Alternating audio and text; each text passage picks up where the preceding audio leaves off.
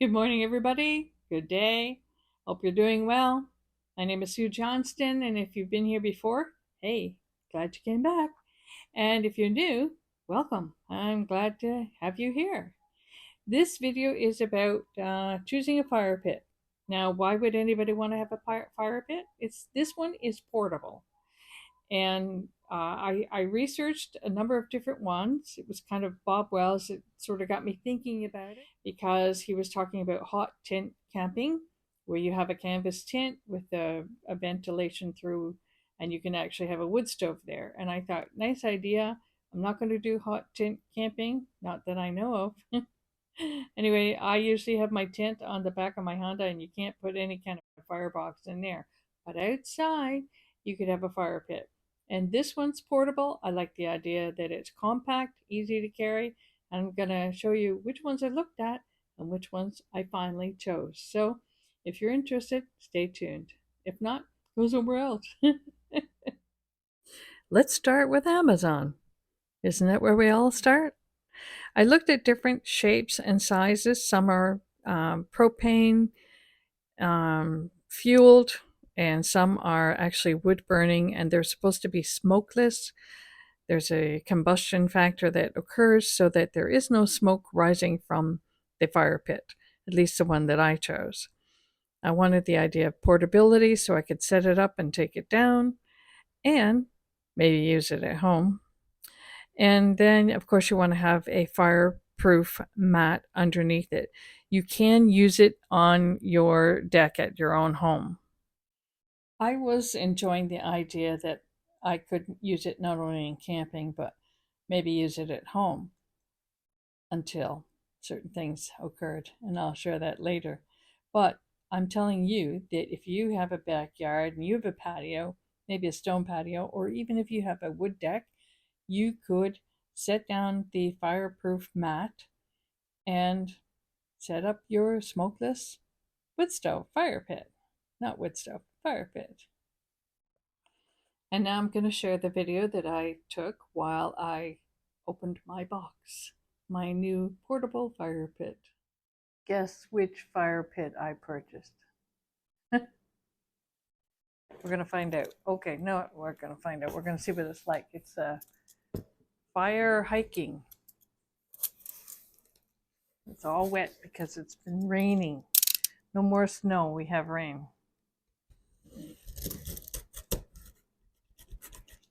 And then will we flood out? What? Then are we going to flood out? Probably not. Fortunately, we're in a high enough place. We're up on the high end of Orangeville. Yep. The water's running down the street and down the gully, along the gutters, travels along the edge of Highway 9, and goes off into some stream. So I got the medium size. There's a small one for tabletop, like on a picnic table out in your backyard kind of thing. Oh, wow, this is bigger than I thought it was going to be. And there's this size. And then there's the big one, like for sitting down in your backyard. Now this is supposed to be portable. So I'm liking it so far. I'm impressed. Each one individually wrapped. That's good. That's where your wood goes. Here's your carry bag.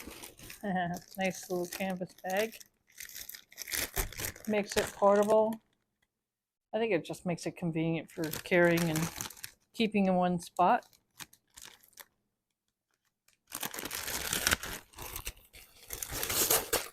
Which would be handy. You can always say, where's the fire pit? We got the fire pit? Did you bring it? Yeah, is it in the car? Okay. And I thought, see, some people use these for heat, and the heat will be nice. It's smokeless, it says, but I thought it would be fun for cooking, barbecue, that kind of stuff. But man, it's bigger than I thought or imagined, unless they sent me the wrong one.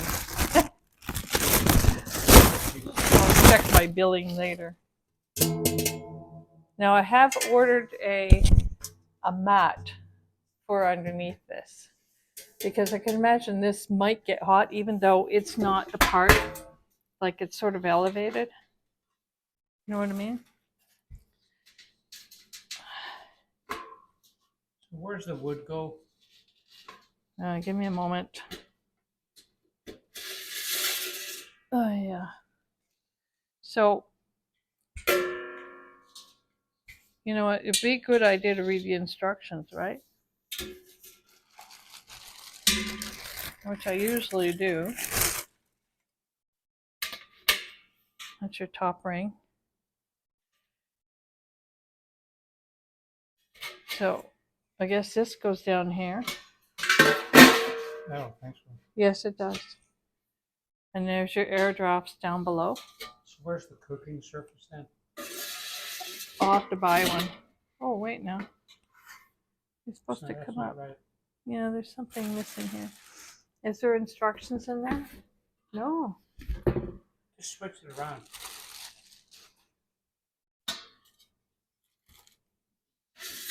You mean like this? Take that. Oh, okay. You're so smart, Stanley. Okay. You know, the instructions are online.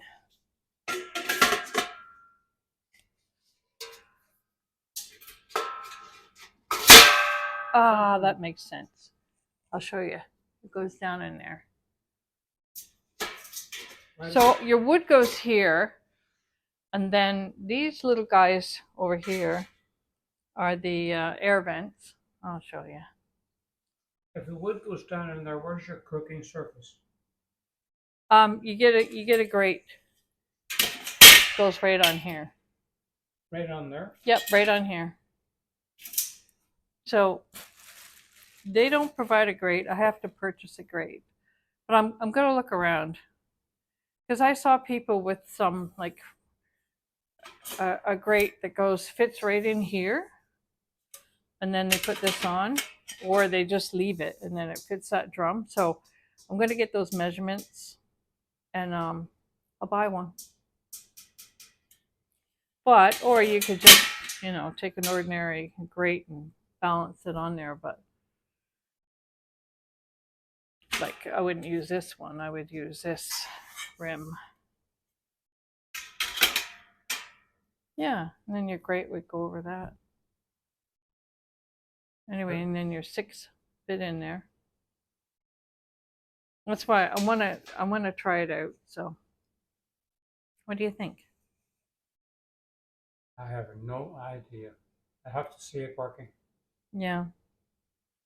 And you know, one of the nice things about this is that when you are at your campsite and you got your tent set up, and sometimes your fire pit's way over there, you could actually bring it a little bit Which means you closer. can have it wherever you want it. Yeah.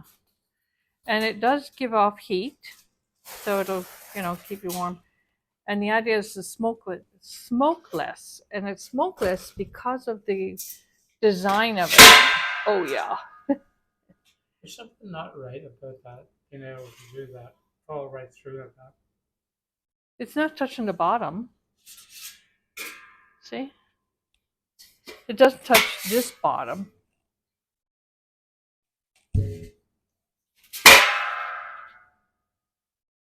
What's making that noise? It reaches a limit, Okay, set it an back edge. on. So that's where the wood goes in there? Yes. Yep. And from what I was reading, it's this dual airflow combustion thing. I can see where it would. And then that's what keeps it from smoking out. Of course, like they said, you don't want to be using green wood. You want it to be No. You have to well. use seasoned wood. Yeah. Now it says you can use.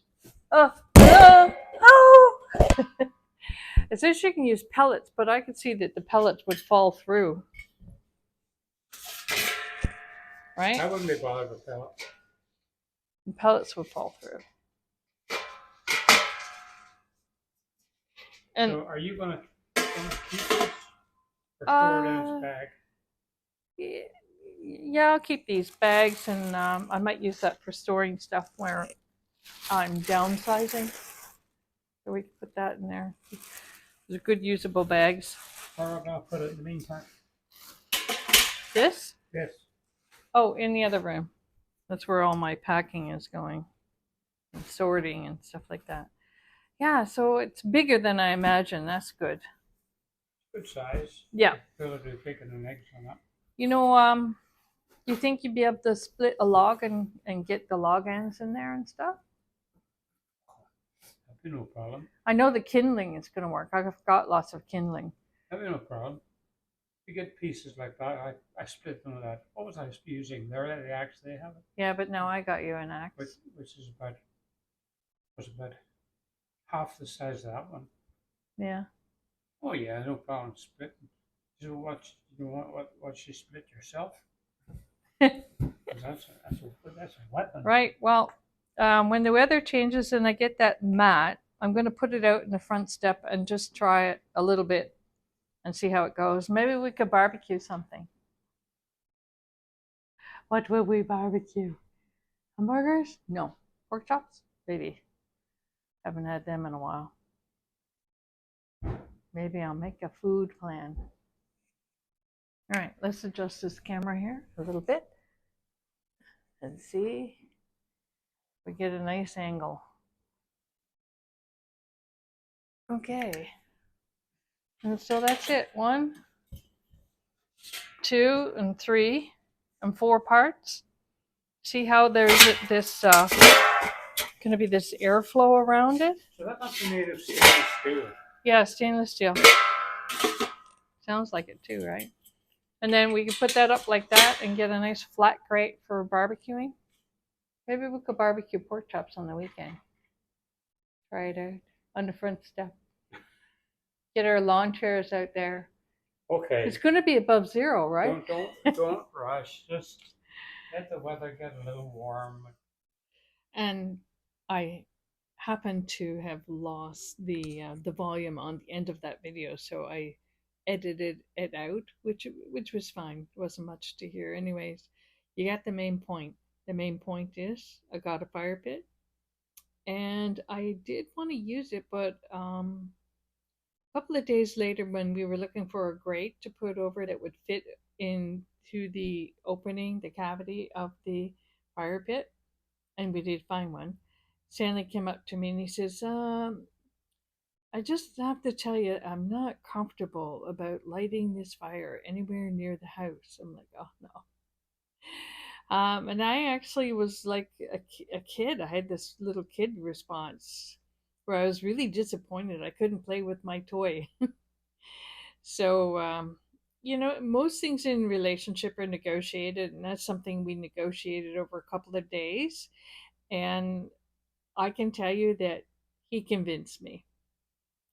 He brought in the evidence about any open fires, even if it's a smokeless fire pit, um, have to be within 10 feet away from an existing structure. And it wasn't until a friend mentioned to me about the possibility of a spark even coming from that smokeless fire pit that a spark could potentially go somewhere. I don't know. Probably most of them just dissipate into the air. But anyway, I finally realized okay, I am going to have to wait. We have to wait. I have to wait until we get to a campground and then I can try it out. So when that happens, you will get to see it. Okay? So, share your fire pit stories with me.